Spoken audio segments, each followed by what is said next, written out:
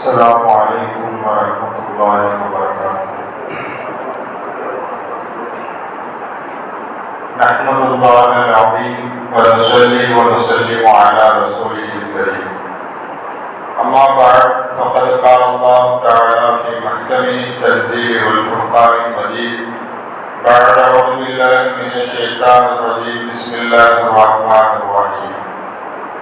يسألونك عن الخمر والميسر قل فيهما إثم كبير ومنافع للناس. وقال نبينا صلى الله عليه وسلم كل مسكر حرام أو كما قال عليه الصلاة والسلام.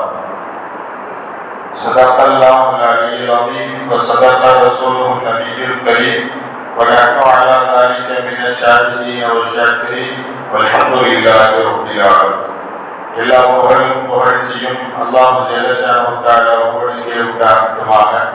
சாந்தியும் சமாதானமும் எம்பிரான் முஹம்மது முஸ்தபா ஸல்லல்லாஹு அலைஹி வஸல்லம் அவர்கள் மீதும் அவர்களை எப்படியே பின்பற்றிய சத்திய சஹாபாக்கள், தாபிஈன்கள், தபஅ தாபிஈன்கள், இமாம்கள், முஸன்னிஃபீன்கள், முஃபஸ்ஸிரீன்கள், முஹத்திஸீன்கள், வலிமார்கள், சாலிஹீன்கள், முத்தகீன்கள், முஜ்தஹீன்கள், மஷாயிக்மார்கள், உலமாக்கள், மேலும் இந்த ஜும்ஆவிற்கு வருகை தந்திருக்கக்கூடிய நம் அனைவரின் மீதும் என்றென்றும் நிலவட்டுமாக.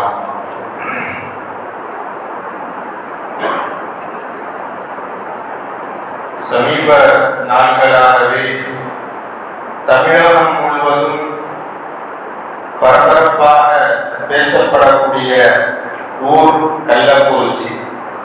இது கள்ளக்குறிச்சியா அல்லது கள்ளச்சாராய குறிச்சியா என்று பேசும் அளவிற்கு மக்களிடையே ஒரு பதஷ்டத்தை ஏற்படுத்தி இருக்கிறது என்பதுதான் நிதர்சனமான உண்மை.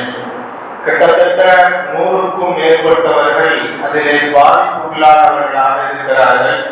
நிறைய பேர் அந்த சம்பவத்திலேயே குடித்த அடுத்த நிமிடத்திலேயே மரணித்திருக்கிறார்கள். நிறைய பேர் சற்றும் கூட மருத்துவமனைகளிலே சிகிச்சை பெற்றுக் கொண்டே இருக்கிறார்கள்.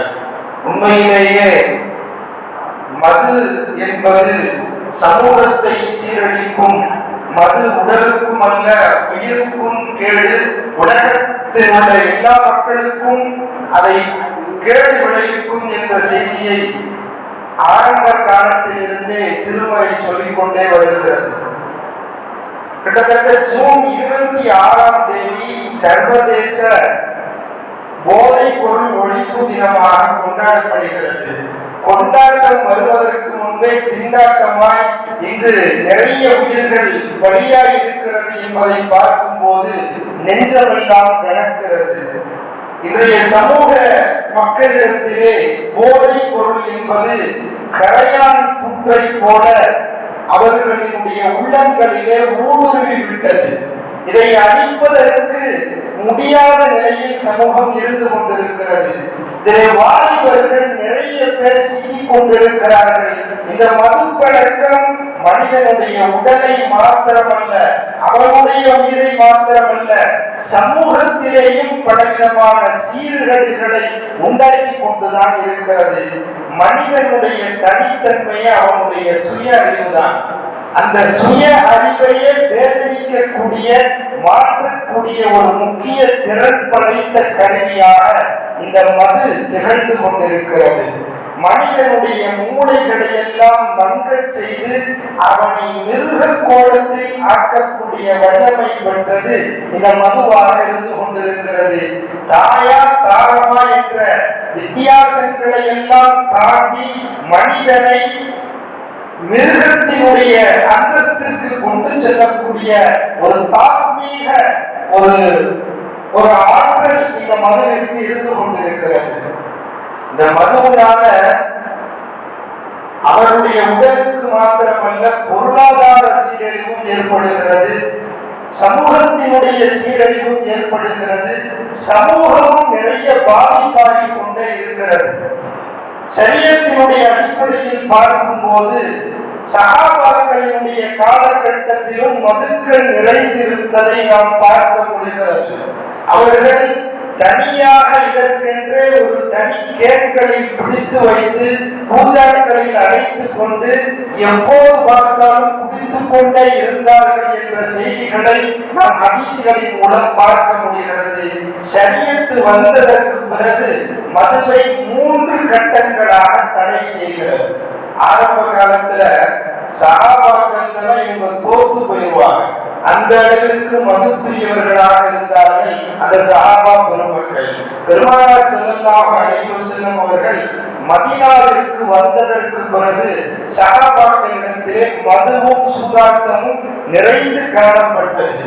எங்கு பார்த்தாலும் மது குடித்து கீழே விழுந்து கிடப்பார்களாம். பெருமானாரிடத்திலே போய் கேட்கப்படுகிறது, சஹாபாக்கள் மதுவிலேயும் மாதுவிலேயும் சூதாட்டத்திலேயும் அதிகமாக ஈடுபட்டுக் கொண்டிருக்கிறார்கள், இதை பற்றி அல்லாஹ் என்ன சொல்கிறான் என்று கேட்டபோதுதான் இந்த வசனம் இறங்குகிறது. யஸ்அலூனக அனில் ஹம்ரி வல் மைசிர். நபியே, உங்களிடத்திலே மதுவை பற்றியும் சூதாட்டத்தை பற்றியும் கேள்வி கேட்கிறார்கள். நீங்கள் சொல்லுங்கள், குல் ஃபீஹிமா இஸ்முன் கபீரும். இது மதுவாக இருக்கட்டும், இது சூதாட்டமாக இருக்கட்டும், இதிலே பெரிய பாவங்கள் இருக்கிறது. வமனாஃபிஉன் லின்னாஸ், சில பிரயோஜனமும் இருக்குது, இருந்தாலும் அக்பரு மின் நஃபிஹிமா, அந்த நன்மைகளை காட்டிலும் தீமைகள் இதிலே அதிகம் இருக்கிறது என்பதாக இறைவன் திருமறையில் வசனத்தை இறக்குகிறார். அப்போ இன்னும் மது ஹராம் ஆகல. என்ன அல்லாஹ் சொல்லி இருக்கிறான், இது கெட்டதுப்பா, இதை ஒதுக்கிக்கோன்னு சொல்லி அல்லாஹ் வசனத்தை இறக்குகிறார். ஒரு தீமையை ஒரு மனிதன் ஒரே அடியாக நிறுத்த முடியாது. மது நிரந்தரமாக குடிக்கக்கூடியவர்கள் ஒரே நேரத்தில் அதை தடை செய்ய முடியாது என்பதாக இறைவன் ஆரம்பத்தில் இப்படி இறக்குகிறான். இதிலே தீமை அதிகம் இருக்கிறது என்பதாக சொல்கிறார். ஒரு கட்டத்துல என்ன ஆயிடுச்சு, சஹாபாக்கள் எல்லாம் குடித்து கொண்டு கூட தொழுகைகளிலே நிற்கக்கூடிய ஒரு சூழல் வந்தது. ஒரு சஹாபி குடித்து விட்டு தொழுகை நடத்தும் போது மகரிபு தொழுகையிலே தடுமாறி ஓதிக் கொண்டிருக்கிறார். அவர் குடித்துக் கொண்டு தொழுகை வைத்த செய்தி பெருமானாருக்கு கிடைக்கிறது. அல்லாஹ் தஆலா வசனத்தை இறக்குகிறார், வலா தக்ரபு ஸலாத்த வஅன்தும் சுகாரா. போதையில இருந்துவிட்டு தொழுக வைக்காதீங்கன்னு சொல்லி அல்லாஹ் வசனத்தை இறக்கினார். அதுக்கு பின்னாடி சஹாபாக்கள் என்ன செஞ்சாங்க, நிதான அளவுக்கு குடிச்சாங்களாம். போதை அடிச்சு ரொம்ப குடிச்சு தள்ளாடுறதுனால தடை, அதனால நிதானமா குடிச்சு இருப்போம்னு சொல்லி சஹாபா பெருமக்கள் நிதானமாக மதுவை அணிந்து கொண்டு தொழுகைகளை எல்லாம் நடத்தி கொண்டிருந்தார்களா, சுற்றி திரிந்து கொண்டிருந்தார்களா. கடைசியாக 3வது கண்டமாக இறைவன் இந்த ஆயத்தை இறக்குகிறான். இன்னமல் ஹம்ரு வல் மைசிரு வல் அன்சாபு வல் அஸ்லாமு ரிஜ்சும் மின் அமலி ஷைத்தான் ஃபஜ்தனிபூஹு. பெருமக்களே, இந்த மது என்பது, இந்த சூதாட்டம் என்பது, இது போன்ற செயல்கள் எல்லாம் சைத்தானினுடைய தீண்டல்களில் இருந்து ஏற்படுகிறது. சைத்தான் உருவாக்கி தந்த அமலாக இருக்கிறது. இது போன்ற கெட்ட செயல்களை நீங்கள் இனிமேல் தவிர்த்து கொள்ளுங்கள் என்பதாக செய்தியை அல்லாஹ் தஆலா வானவர் ஜிப்ரீல் அலைஹிஸ்ஸலாம் அவர்களின் மூலமாக பெருமானாருக்கு இறக்கி அருளுகிறார். அதுக்கு பின்னாடிதான் பூரண மது விலக்கு ஏற்படுத்தப்படுகிறது. சஹாபாக்கள் எல்லாம் குடிச்சுக்கிட்டு இருந்தாங்க. அந்த நேரத்துல ஜக்கில ஊத்தி குடிச்சுக்கிட்டு இருந்தாங்க. ஒரு அறிவிப்பாளர் வந்தாரா, அல்லாஹ் தஆலா மதுவை ஹராமாக்கி விட்டான், அல்லாஹ் சாராயத்தை ஹராமாக்கி விட்டான் சொல்லி சத்தம் போட்டு கூப்பாடு போட்டு கொண்டே அறிவிப்பு செய்து கொண்டே செல்கிறார். அதற்கு பிறகு வாயிலே வைத்த அந்த மதுவை அவர்கள் குடிக்கவில்லை, போட்டு உடைத்தார்கள். ஹதீஸிலே காணப்படுகிறது, சஹாபா பெருமக்கள் தங்களினுடைய வீடுகளிலே சேர்த்து வைத்திருந்த மதுபானங்களை தெருக்களிலே வீடுகளிலே வந்து கொட்டினார்களாம். கொட்டிய மதுக்கள் 6 ஓடம் ஓடியது. அன்றைய நாள் மதீனா நகர் முழுவதும் வெள்ள 6 ஓட காட்சியளித்தது என்று சஹாபா பெருமக்கள் பதிவு செய்கிறார்கள் என்று சொன்னால், அல்லாஹ் சொன்ன அடுத்த நிமிடமே அந்த கட்டளைகளுக்கு கீழ்ப்படித்தார்கள், அந்த கெட்ட செயலை தவிர்த்து கொண்டார்கள் என்பதாக பார்க்க முடிகிறது. இன்னைக்கு நிறைய பேர் சொல்வதுண்டு, என்ன செய்யறது, கொஞ்சம் முடிச்சுக்கிறது, வேலைக்கு அடி குடிக்கிறோம், என்ன ஒரு மருந்து மாறி ஒரு டானிக்க மாறி அப்படி செஞ்சாலும் நல்ல வேலை செய்ய முடியுதுன்னு சொல்லிட்டு மடக்கு மடக்கு குடிச்சுக்கிட்டே இருக்கிறாங்க. சிறப்பு வாங்கி கொஞ்சம் ரதியல்லாஹு சொல்றாங்க, தாய்க்கு ஒரு சுவைத்து ரதியல்லா மது தயாரிக்கலாமான்னு பெருமானார்கிட்ட கேட்டாங்களாம். கேட்ட போது பெருமானார் ஸல்லல்லாஹு அலைஹி வஸல்லம் முகம்லாம் சுளிச்சு போய் எனக்கு பிடிக்காது மதுவை வெறுத்தார்களாம் பெருமானார் ஸல்லல்லாஹு அலைஹி வஸல்லம். உடனே தாய்க்கு சுவைத்து எல்லாம் சொன்னாங்களா, நான் மருந்துக்காண்டி அந்த மதுவை தயாரிக்கிறேன், வேற ஒண்ணும் கிடையாதுன்னு சொன்னப்ப பெருமானார் சொன்னார்களா, இன்னஹு லைஸ பிதாஇ வலா தவாஇ வலாகின்னஹு தாவு. எப்பா இந்த ஹராமான மது இருக்கிறதே இது மருந்து கிடையாது, இது நோய் என்பதாக பெருமானார் சொன்னார்களாம்.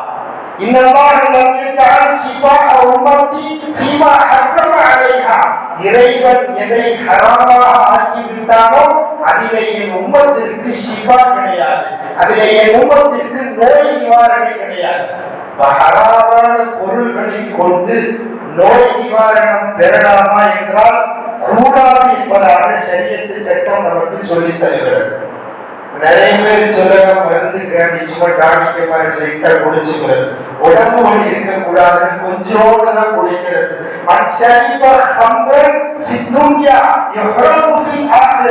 உலகத்திலே மதுவை பருகினால் மறுமையில் அல்லாஹ் தடை செய்வான் என்று சொன்னார்கள் பெருமானார் ஸல்லல்லாஹு அலைஹி வஸல்லம். மத்ததாவாபில் ஹம்ரி ஃபலா ஷஃபாஹுல்லாஹ்.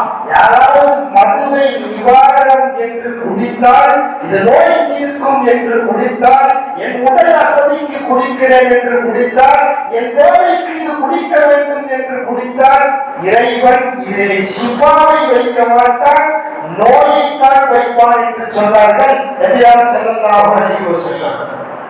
நபித்தோழர்கள்ல கடைசியா வஃபாத்தானது ஹஜ்ரத் அபூ துஃபைல் ரலியல்லாஹு. அவங்க ஒரு தடவை முஆவியா ரலியல்லாஹு பார்த்துட்டு வரலான்னு போறாங்க குதிரையில. போகக்கூடிய வழியில கீழே விழுந்துட்டாங்க, விழுந்து காலிலே அடிபட்டு விட்டது. கொஞ்ச நாள் அப்படியே போகுது. மருத்துவத்தை போய் கேட்டாங்க, உங்க காலில் கடுமையான பாதிப்பு வந்துருச்சு, காலை எடுத்தாகணும்னு சொல்லிட்டாங்க. அப்போ காலை எடுக்கிறதுக்கு மருத்துவர்கள் ஆலோசனை சொன்னார்களா, நீங்க நல்லா இருக்கும்போது காலை எடுத்தோம்னா உங்களால அந்த வேதனையை தாங்க முடியாது, அதற்கென்று நாங்கள் மதுவை வைத்திருக்கிறோம், மதுவை கொஞ்சம் குடிச்சுக்கிட்டோன்னு போதை ஏறிடும், போதைக்கு பின்னால் உங்கள் காலை நாங்கள் எடுத்து விடுகிறோம் என்று சிறந்த நபித்தோழர் துஃபைல் ரலியல்லாஹு இடத்திலே சொன்ன போது துஃபைல் ரலியல்லாஹு சொன்னார்களா, எனக்கு எம்பிரான் ஸல்லல்லாஹு அலைஹி வஸல்லம் சொல்லி இருக்கிறார்கள், இன்னமல் மன்ததாவா பில் ஹம்ரி ஃபலா ஷஃபாஹுல்லாஹ். யாராவது மதுவை வைத்து நோய் நிவாரணம் தேட நாடினால் இறைவன் கண்டிப்பாக அதிலே ஷிஃபாவை கொடுக்க மாட்டான். பெருமானாரினுடைய நபி மொழியை நான் செவிமடுத்திருக்கிறேன் என்று சொல்லிவிட்டு, நீங்கள் காலை எடுக்க வேண்டும், எனக்கு வழி தெரியக்கூடாது, அவ்வளவுதானே. அவன் உடனே என்ன செஞ்சாங்களா, தொழுக ஆரம்பிச்சுட்டாங்களா. என்னுடைய தொழுகை என்பது எனக்கு போதை போன்றது, நான் தொழுகிறேன், தொழுகும் போது என் காலை எடுத்துக் கொள்ளுங்கள் என்று சொன்னார்களா. சொன்னதை போன்றே தொழுதார்களா. தொழும் நேரத்திலே அவர்களுடைய கால் ஆபரேஷன் நடந்தது என்பதாக வரலாறுகளிலே பார்க்க முடிகிறது. சஹாபா பெருமக்களுக்கு மது என்பது ஆகுமாக்கப்பட்ட காலத்திலும் கூட வேண்டுதல் அடிப்படையில் ஹஜ்ரத் அபூபக்கர் ரலியல்லாஹு, ஹஜ்ரத் உஸ்மான் ரலியல்லாஹு, பெருமானார் ஸல்லல்லாஹு அலைஹி வஸல்லம் இதுபோன்ற பெருமக்கள் தன் வாழ்நாள்களிலே மதுவை தொட்டு கூட பார்த்ததில்லை என்ற வரலாற்று தெளிவுகளை நாம் பார்க்க முடிகிறது. இந்த மதுவினுடைய விபரீதம் எந்த அளவிற்கு சொன்னா, உமரது என்ன சொன்னாங்க, இந்த மது என்பது மனிதனுடைய மூளைகளை எல்லாம் வேதனைக்க செய்துவிடும், அவனுடைய மூளைகளை மங்க செய்துவிடும் என்று சொன்னார்கள் ஹஜ்ரத் உமர் ரலியல்லாஹு தஆலா. இங்க இருக்கிற வரைக்கும் தான் அது மது, இது உள்ளே சென்றதற்கு பின்னால் இவன் இரண்டு மனிதனாக மாறிவிடுகிறார். ஒரு நல்லவன் சொல்ல முடியாது, கெட்டவன் சொல்ல முடியாது. இரண்டாம் கெட்ட நிலைக்கு அவன் ஆளாக்கப்படுவதை நாம் பார்க்க முடிகிறது. சஹாபாக்கள் எல்லாம் இந்த விஷயத்தில் கண்டிப்போடு முனைப்போடு இருந்தார்கள் என்பதை நாம் பார்க்க முடிகிறது. உமரது என்ன சொல்றாங்க, வஜத்தும் மின் அக்தி உபைதில்லாஹி ரீஹு ஷராபி. ஒரு தடவை உமரது எல்லாவுடைய மகனார் உபைதுல்லாஹி எல்லாவுடைய வாயிலிருந்து ஒரு மாதிரியான சாராய வாடை அடிக்குது. உடனே என்ன செஞ்சாங்க, பையனை கூப்பிட்டு கேட்டாங்களா, என்ன அவருடைய வாயிலிருந்து சாராய வாடை அடிக்குது. இது மட்டும் குடிச்சிருந்தது உண்மைன்னு சொன்னா மழையா இருந்தாலும் பார்க்க மாட்டேன், எப்போது சாட்டை அடிப்பேன்னு சொன்னாங்களா. அந்த சஹாபி அது மது போதை தரக்கூடிய வஸ்து என்று தெரியாமல் ஒரு பழச்சாலை குடித்து விட்டார். உண்மையிலே அவருக்கு போதையும் ஏறிவிட்டது. தன் மகன் என்று கூட பாராமல் ஹஸரத் உமர் ரலியல்லாஹு தஆலா ஹஸரத் உபைதுல்லாஹ் ரலியல்லாஹு தஆலா அவர்களை என்பது சாட்டை அடித்தார்கள் என்பதை ஹதீஸ்களிலே பார்க்க முடிகிறது. அதற்காக வேண்டி அதன் குடிமகன்களை நாம் அடியோடும் வெறுத்து விடக்கூடாது, அவர்களை சபித்து விடக்கூடாது என்பதையும் ஹதீஸ்களிலே பார்க்க முடிகிறது. பெருமானார் ஸல்லல்லாஹு அலைஹி வஸல்லம் அவர்களுடைய காலகட்டத்திலே அப்துல்லா என்று ஒரு சஹாபி எப்ப பார்த்தாலும் ரசூலுல்லாஹ்ட்ட வருவாரா, ரொம்ப ஜாலியா பேசுவாரா, பெருமானாரே சிரிப்பார்களாம். அவருடைய பேச்சை பார்த்து பெருமானார் புன்னகைப்பார்களாம். அந்த அளவிற்கு பெருமானாரோடு நெருக்கத்திலே இருந்த ஒரு சஹாபி. என்ன பிரச்சனை, அடிக்கடி குடிச்சுட்டாருன்னு கொண்டு வருவாங்க. பெருமானார்ட்ட கொண்டு வருவாங்களாம். இவர் குடிச்சுட்டாருன்னு சொல்லுவாங்களாம், அடியை போடுங்கன்னு சொல்லி அடிச்சு அப்படி சொல்லுவாங்களாம். திரும்பவும் கொஞ்ச நாள் கழிச்சு குடிச்சுட்டாருன்னு கொண்டு வருவாங்களாம். இப்படியே நடந்து கொண்டே இருக்கிறது. ஒரு கட்டத்துல பக்கத்துல இருந்த மக்கள் எல்லாம் சொன்னாங்களா, இந்த ஆளுக்கு கொஞ்சம் கூட விவசாய இல்லை, எப்போ பார்த்தாலும் குடிச்சிட்டு பெருமானார்ட்ட வந்து அடி வாங்குறாரு அப்படின்னு சொல்லிட்டு லஅனஹுல்லா, அல்லாஹ் அவரை சபிக்கட்டும்னு சொல்லி எல்லா பெருமக்களும் சபித்தார்களாம். அங்க இருந்த பெருமானார் ஸல்லல்லாஹு அலைஹி வஸல்லம் சொன்னாங்களா, லா தல்அனூஹு, அவரை நீங்க சபிக்காதீங்க. வல்லாஹி மா அலிம்து அன்னஹு யுஹிப்புல்லாஹ வ ரசூலா, எனக்கு நல்லா தெரியும் அவர் அல்லாஹ்வையும் ரசூலையும் பிரியப்படக்கூடியவர். அவருக்கு என்னதான் குடிச்சாலும் கூட அவருக்கு அல்லாஹ் மேல அன்பு இருக்குது, ரசூல் மேல அன்பு இருக்குது. வலாக்கின் கூலு அல்லாஹு மக்ஃபிர் லஹு வர்ஹம்ஹு, பெருமானார் சொல்லி கொடுத்தார்கள், அவருக்காக வேண்டி பாவம் மன்னிப்பு தேடுங்க, அவருக்கு இரக்கம் செய்யட்டும் என்று அவருக்காக வேண்டி துஆ செய்யுங்கள் என்று பெருமானார் ஸல்லல்லாஹு அலைஹி வஸல்லம் அவர்கள் சொல்லி கொடுத்தார்களா. இந்த சமூகத்திலே பார்க்கிறோம், மது என்ற பெயர் இல்லாமல் எத்தனையோ விசித்திரமான பெயர்களில் போதை தரக்கூடிய எல்லா வஸ்துக்களும் இன்று அடைவாய்த்து கொண்டிருக்கிறது. மக்களும் பயன்படுத்தி கொண்டே இருக்கிறார்கள். பெருமானார் சொன்னார்கள், லயஸ்ரிபன்ன நாசும் மின் உம்மத்தி அல் ஹம்ரு யஸம்முனஹா பிகைரி இஸ்மிஹா, ஒரு காலம் வரும், அந்த காலத்திலே என்னுடைய சமூகத்தை சேர்ந்தவர்கள் மதுபானங்களை குடிப்பார்கள். பேரு வேணாம், மது இல்லாம இருக்கலாம், ஆனால் போதை தரக்கூடிய எத்தனையோ பெயர்களை வைத்து அந்த பெயரிலே அவர்கள் அறிந்து கொண்டே இருப்பார்கள் என்று பெருமானார் சொன்னார்களாம். பெருமானார் சொன்ன வார்த்தை என்று நிதர்சனமாக பார்க்கப்படுகிறது. பேரு வேண்டுமானால் சில பெயர்கள் சாராயம் என்று இல்லாமல் இருக்கலாம். குல்லு முஸ்கின் ஹராம், எந்த பொருள்கள் எல்லாம் நமக்கு கிட்டத்தட்ட உணர்வுகளை மாற்றிக் கொண்டிருக்கிறதோ, புத்தியை பேதலிக்கிறதோ, நம்முடைய உணர்வுகளை மாற்றி அமைக்கிறதோ, அதெல்லாம் ஹராம் என்று சொன்னார்கள். எங்கெல்லாம் இந்த ரசாயனங்கள் கலந்திருக்கிறது என்பதை நாம் பார்க்க முடிகிறது. இன்று வெவ்வேறு கோணங்களில் வெவ்வேறு பெயர்களில் இது நடந்து கொண்டிருக்கிறது. இன்னைக்கு பார்க்கிறோம், விஸ்கி, ரம்மு, இது போன்ற நிறைய விசித்திரமான பெயர்கள். இன்னைக்கு சின்ன 10 வயசு பசங்கள்ல இருந்து வாலிபர்கள் வரைக்கும் என்று நிறைய போதைப் பொருள்கள், சின்ன சின்ன போதைப் பொருள்கள் போட்ட கடுமையாக போதை ஏறிக்கொள்கிறது. அது போன்ற விஷயங்களை பயன்படுத்தி விட்டு சாராயம் தானே ஹதீஸ்ல ஹராம்னு வந்திருக்குது. இந்த கூலி பண்ண ஹராம்னு வரல, விஸ்கி ஒண்ணு ஹராம்னு வரல, ரம்மு ஒண்ணு ஹராம்னு வரல.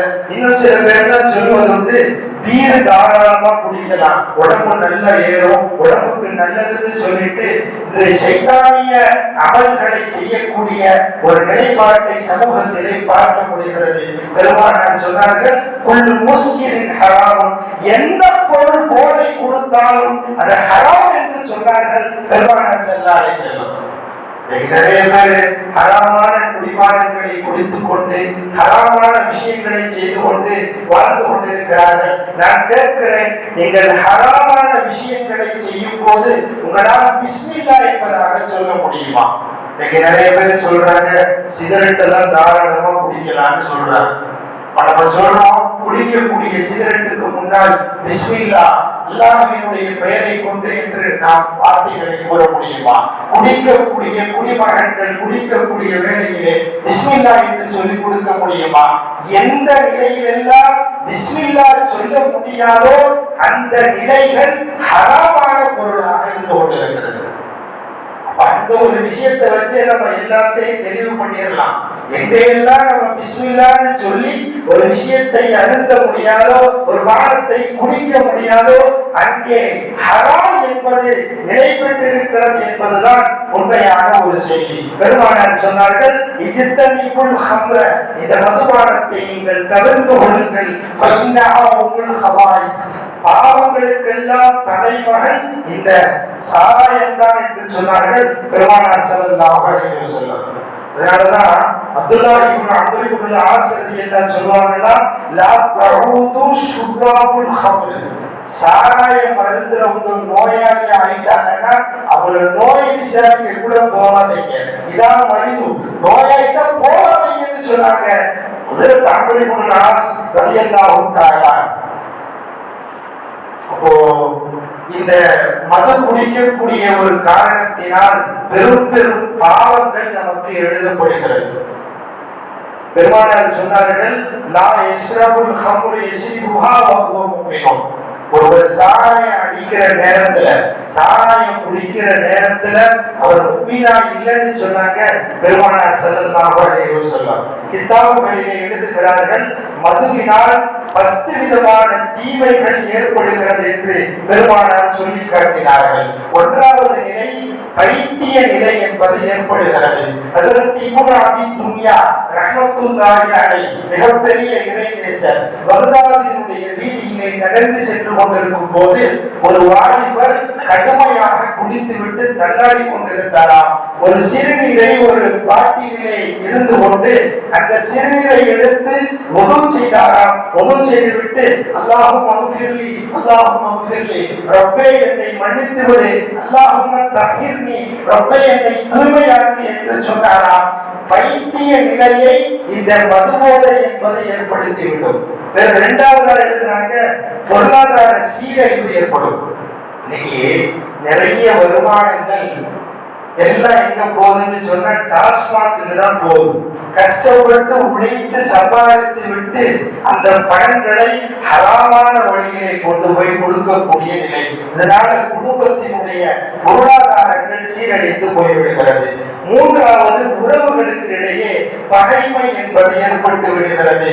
கட்டி வந்த மனைவியையும் பாடாய்படுத்திக் கொண்டிருக்கிறார், பெற்ற குழந்தைகளையும் அந்த மனிதன் பாடாய்படுத்திக் கொண்டிருக்கிறார். அல்லாஹ் தஆலா திருமறையிலே சொல்லி காட்டுகிறார், இன்னமா யுரீது ஷைத்தானு அய்யுகிய பைனக்குமுல் அதாவத வல் பக்தா ஃபில் ஹம்ர், இந்த சாராயத்தினால் இந்த மதுவினால் உங்களுக்கு மத்தியிலே விரோதம் ஏற்படும், உங்களுக்கு மத்தியில் குரோதங்கள் ஏற்படும் என்பதாக இறைவன் சொல்லி காட்டுகிறார். நான்காவதாக எழுதுகிறார்கள், யம்னஉ அன் திக்ரில்லாஹி வஸ்ஸலாத்தி, மனிதனுடைய இறைவன் சிந்தனையை அகற்றி விடுமா இந்த மது போதைகள், மனிதனை தொழுகையில் இருந்து அகற்றி விடுமா இந்த மது போதைகள். ஐந்தாவதாக எழுதுகிறார்கள், யஹ்மிலு அலஸ்ஸினா, இந்த மது போதையின் காரணமாக ஒரு மனிதனுக்கு தாய்க்கும் தாரத்திற்கும் மத்தியிலும் கூட வித்தியாசம் தெரியாத நிலைகள் ஏற்பட்டுவிடும். ஆதலால் அவன் விபச்சாரத்தின் பக்கம் சென்று விடுவான் என்பதாக கிதாபுகளில் எழுதுகிறார்கள். இது எல்லா தீமைகளுக்கும் திறவுகோலாக இந்த மது இருந்து கொண்டிருக்கிறது. ஏழாவதாக எழுதுகிறார்கள், மலாயிக்கத்தில் ஹஃபலா, அல்லாஹ் நம்மளை பிறக்கும் போதே கூடையே பாதுகாப்புக்குன்னு ஒரு வழக்கு வச்சிருக்கிறான். அவர்கள் நம்முடைய பாதுகாப்பினுடைய வேலைகளிலே ஈடுபட்டு கொண்டிருப்பார்கள். அப்ப கூட இருக்கிற வழக்கு இந்த மதுவினுடைய வாழை தாங்க முடியாமல் அவஸ்தைப்பட்டுக் கொண்டிருப்பார்கள். வழக்குமார்களுக்கு நோய்களை ஏற்படுத்தும். 7வதா எழுதுறாங்க, 8வதா எழுதுறாங்க, அவுஜபா அலா நஃப்ஸிஹி தமானீன ஜல்தா. இந்த மது குடிக்கிறதுக்கு சரியத்தினுடைய அடிப்படையில 80 கசையடி அடிக்கணும். தன் மீது 80 கசையடியை அந்த மனிதன் ஆக்கி கொண்டு விடுகிறான். இந்த உலகத்துல உண்மையான அடிக்கலையேன்னு நினைச்சுக்க வேண்டாம். நாளை வறுமை நாளிலே அல்லாஹ் தஆலா நரகத்தினுடைய சாட்டையை கொண்டு 80 கசையடி அடிக்காமல் விட மாட்டானாம். 9வதாக எழுதுகிறார்கள், சுத்த பாபு சமாதி அலா நஃப்ஸிஹி. வானத்தினுடைய திறவுகோலை இந்த மனிதன் அழைத்துக் கொள்கிறான். இவன் கையை ஏந்தி இறைவனிடத்திலே பிரார்த்தனை செய்தால் இறைவன் ஒப்புக்கொள்ள மாட்டான். இவனுடைய நன்மைகள் வானத்தினுடைய முகத்தை கூட போய் சேராது என்பதாக எழுதுகிறார்கள். 10வதாக எழுதுகிறார்கள், ஈமானினுடைய நிலை அவனை விட்டும் பறிபோய் விடுகிறது. ஹம்ரு குடித்த நிலையில், மதுபானங்களை குடித்த நிலையில் ஒருவர் மரணிக்கும் வேளையில் அவன் முக்மீனாக மரணிக்க மாட்டான், அவன் காஃபிராக மரணிக்கிறான் என்பதாக ஹதீஸ்களிலே பார்க்க முடிகிறது. எவ்வளவு பெரிய துர்மரணங்கள் ஏற்படுகிறது என்பதை சமூகங்கள் சிந்தித்து பார்க்க வேண்டும். அப்போ இன்னைக்கு நம்ம பெற்றோர்கள் ரொம்ப விழிப்புணர்வாக இருக்கக்கூடிய ஒரு வேலையாக இருந்து கொண்டிருக்கிறது. இன்னைக்கு சமூகத்துல பார்க்கிறோம், என்ஜாய்மெண்ட்ங்கிற ஒரு அடிப்படையில வாலிபர்களாக இருக்கட்டும், திருமணங்களுக்கு முன்னால் இருக்கட்டும், மரணங்களாக இருக்கட்டும், இது போன்ற எல்லா நிகழ்வுகளுக்கும் நவீன கலாச்சாரம் என்ற அடிப்படையில் இந்த போதைப் பொருள்களை பலவிதமான பெயர்களில் பயன்படுத்தி வரக்கூடிய ஒரு அசிங்கமான கலாச்சாரத்தை சமூகத்திடத்திலே பார்க்க முடிகிறது. ஆகவே ஒவ்வொரு பெற்றோர்களும் தாங்களும் சரி செய்து கொள்ள வேண்டும். தங்கள் பிள்ளைகளினுடைய நிலைகளையும் சரியாக இருக்கிறதா என்பதை ஒவ்வொரு பெற்றோர்களும் கண்காணிப்புடன் பார்க்க வேண்டும். ஏன்னா அன்னைக்குள்ள காலம் வேறு, இன்றைக்குள்ள காலம் வேறு. சின்ன 10 வயசு பையன்ல இருந்து சிகரெட்ல இருந்து பெரியாளுக்கு கூட அவ்வளவு தெரியுமான்னு சொல்லல, தெரியல. சின்ன பசங்களுக்கெல்லாம் நிறைய அந்த மது சம்பந்தப்பட்ட போதை சம்பந்தப்பட்ட நிறைய பொருட்களை உபயோகப்படுத்துவதாக நிறைய தகவல்களை நாம் பார்த்து கொண்டிருக்கிறோம். அதனால் சமூகம் கொஞ்சம் விழிப்புணர்வோடு இருக்க வேண்டும். இந்த மதுபோதையோடு நாம் இருக்கக்கூடிய வேளையிலே 40 நாளையுடைய தொழுகை என்பது அல்லாஹ் கபூல் செய்ய மாட்டார் என்பதாக ஹதீஸ்களிலே பார்க்க முடிகிறது. ஆகவே இந்த கள்ளச்சாராயம் போன்ற மதுபோதைகளை விட்டும் சமூகத்தை சீர்திருத்த வேண்டும், அதை விட்டும் சமூகம் தவிர்த்து கொள்ள வேண்டும்.